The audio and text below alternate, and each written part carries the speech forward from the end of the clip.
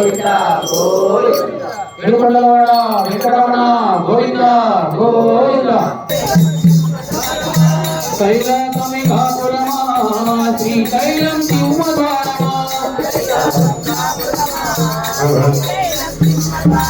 వెండి కొండపై నివాసముండే బాలా మల్లన్న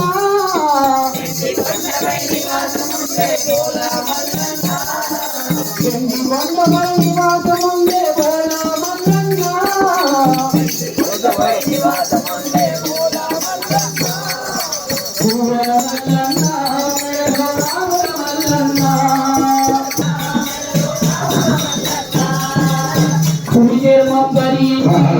భిక్షాటన చేసివయ్యా